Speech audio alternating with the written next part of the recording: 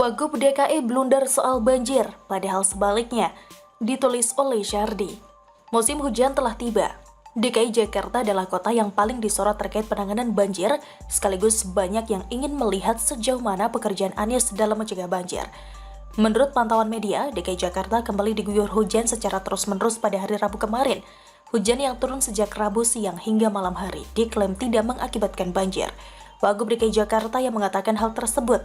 Dia mengatakan bahwa belum ada laporan terkait genangan apalagi banjir di daerah DKI Jakarta. Alhamdulillah sekalipun hujan berdasarkan pemantauan banjir tidak ada genangan yang berarti ya. Sampai saat ini kami belum ada terima laporan terkait genangan apalagi banjir, kata Ahmad Riza. Meskipun sudah masuk musim hujan, Riza yakin bahwa program pembuatan resapan air kan masih jauh dari target awal yang katanya jutaan. Dan pengerukan saluran air akan tetap berjalan untuk menghindari masyarakat dari banjir. Mudah-mudahan ke depan dengan program-program yang ada seperti pengerukan gerbek lumpur, pembuatan waduk, sumber resapan, dan lain-lain, kita bisa mengurangi genangan dan terhindar dari banjir, katanya. Gerbek lumpur, nama yang cukup menarik, lebih keren lagi kalau namanya razia lumpur, OTT lumpur, sidak lumpur, atau tangkap lumpur. Akan tetapi klaim Wagub DKI ini ternyata berbanding terbalik dengan apa yang disampaikan oleh Badan Penanggulangan Bencana Daerah atau BPBD DKI Jakarta. Pihaknya mengatakan bahwa sejumlah kawasan telah tergenang air.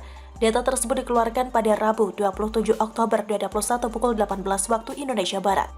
Dilaporkan bahwa pintu air Pasar Ikan tengah berstatus siaga 2. Ketinggian pintu air saat itu mencapai 208 cm. Untuk kawasan Jakarta Timur, tepatnya di Jalan DI Panjaitan, Cawang, Jatinegara, kebanjiran setinggi mencapai 50 cm. Genangan air menyebabkan kemacetan mengular panjang dari arah PCG, Cililitan, hingga arah Tanjung Priok. Selain itu, di kawasan Jakarta Selatan terjadi banjir setinggi 30 cm di Jalan Kemang Utara 9, Mampang Perapatan. Sebelumnya saya juga sudah menuliskan artikel di mana pada hari Senin lalu, hujan deras yang hanya berlangsung selama 30 menit membuat warga Kebun Jeruk Baru, Jakarta Barat kembali kebanjiran. Banjir setinggi 70 cm mengganggu aktivitas warga setempat. Bahkan kabarnya sudah beberapa kali kebanjiran sebelumnya.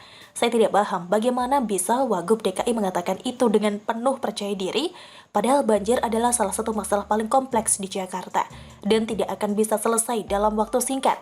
Untuk saat ini genangan air atau banjir akan tetap ada, hanya saja tingkat keparahannya yang perlu diperhatikan. Kalau tadi Wagub ngomong seperti itu, rasanya sungguh pede sekali. Mungkin saja atau peringatan banjir belum berbunyi, sehingga dianggap masih belum ada genangan air. Atau alarm pengukur curah hujan juga masih belum berbunyi. Atau mungkin airnya mau diajak diskusi dulu apakah mau masuk ke tanah atau menuju ke laut. Wagub tidak perlu terlalu senang dengan ucapan yang mengada-ngada. Orang awam pun tahu banjir di Jakarta sangat sulit dihilangkan total. Tata kota yang buruk, perencanaan kota yang amburadul, dan lahan yang diserobot warga membuat penanganan banjir menjadi sangat sulit. Butuh pemimpin yang benar-benar nekat membereskan akar masalahnya. Sayangnya gubernur yang dulu digantikan dengan gubernur yang hanya bisa menjual janji surga lewat rangkaian kata-kata indah. Blunder yang dilakukan Wagub DKI ini malah membuat Anies semakin terlihat tidak bermutu. Mungkin maksud hati ingin memoles Anies dengan kabar baik. Tapi ternyata tidak benar. Pembaca juga mungkin sudah paham kalau Ahmad Riza ini lebih mirip seperti juru bicara Anies atau penahan kritikan yang diarahkan kepada Anies. Ada isu, dia yang klarifikasi. Anies sendiri entah kemana. Mungkin tiarap atau melihat di balik layar sambil tersenyum karena tidak perlu dinyinyirin. Kita lihat saja bagaimana kondisi banjir di Jakarta tahun ini dan awal tahun depan.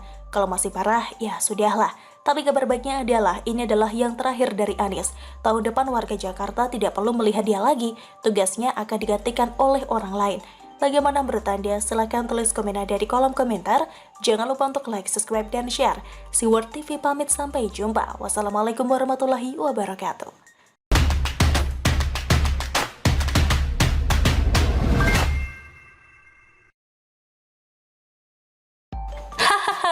Ahok kandidat pemimpin IKN, Mujahid 212 tergoncang dan kepanasan. Ditulis oleh Syardi. Kata sebagian netizen, kalau mau hiburan singkat dan enak, baca saja berita Ahok yang membuat prestasi atau dirumorkan akan mengisi sebuah jabatan tertentu. Dijamin kelompok sebelah, terutama tukang demo, jualan agama, pasti kejang-kejang seperti orang kesurupan. Telinga mereka gatal dan badan alergi tiap kali mendengar nama Ahok. Mereka seolah hatinya dengki kalau Ahok punya kabar bagus. IKN akan menjadi kota yang spesial dan paling tertata karena akan dibangun dari nol dan juga tidak dipimpin oleh gubernur atau kepala daerah yang dipimpin melalui proses pilkada. IKN akan dipimpin oleh kepala otorita IKN. Ini adalah jabatan setingkat menteri yang dipilih dan sewaktu-waktu dapat dicopot oleh presiden. Jokowi sempat memberikan beberapa nama kandidat kepala otorita IKN, yaitu Bambang Brojonegoro, Azwar Anas, dan Karya Tumiana. Tapi yang paling menarik perhatian adalah nama Ahok yang juga masuk dalam kandidat kuat. Di artikel sebelumnya saya pernah memprediksi bahwa kelompok sebelah pasti akan bereaksi dengan nama ini. Mereka seolah sudah ditakdirkan untuk kepanasan seumur hidup ketika mendengar kabar baik tentang Ahok. Dan ternyata memang benar prediksi saya, hehehe. Pengamat hukum dan politik Mujahid 212, Damai Hari Lubis mengaku pihaknya keberatan Ahok menjadi kepala otorita IKN. Dia menyebut Ahok tidak punya kapasitas untuk memimpin wilayah di ibu kota negara itu, rekam jejak kinerja Ahok juga kerap bermasalah. Damai mengatakan kinerja Ahok setelah didapuk jadi bos di Pertamina juga tidak berjalan mulus sampai sekarang. Bukannya untung, Pertamina justru merugi di tangan Ahok. Ahok patut diragukan profesionalismenya atau incredible karena selaku komisaris nyata Pertamina merugi, kata Damai. Kayaknya nih orang tidak baca berita atau memang ketinggalan berita lama atau memang sakit hati sehingga hanya ingin nyinyir. Ini link berita bantahan.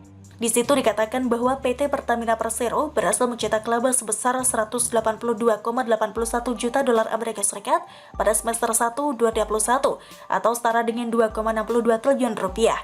Dalam kurs 14.380 rupiah per dolar Amerika Serikat. Rugi dari mana? Kalau tahun lalu ia sempat rugi karena dihantam pandemi. Semua perusahaan sejenis juga banyak yang lebih rugi, tapi Pertamina akhirnya berhasil membalikkan keadaan. Damai juga menyebut kualitas Ahok di bawah rata-rata dan dapat membahayakan kelangsungan proyek IKN. Kualitas Ahok di bawah rata-rata. Seorang pejabat yang semestinya menjabat di BUMN yang harus profesional.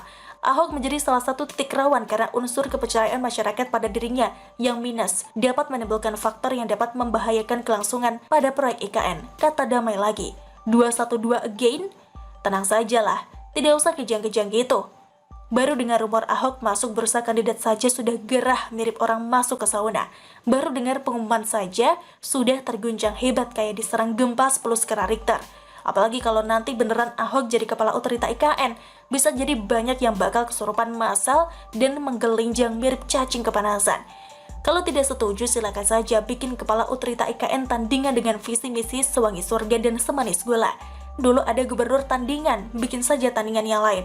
Atau kalau masih tidak terima silakan saja demo ke sana dan kita lihat apakah mereka punya nyali untuk berdemo dan membuat ulah. Dipikirnya mereka bisa belagak di DKI dan bisa juga belagak banyak gaya di Kalimantan Timur. Itu pun kalau mereka punya biaya dan logistik buat ke sana. Demo saja kadang harapin nasi bungkus doang. Kalau tidak ya silakan berenang saja dari Jakarta ke Kalimantan.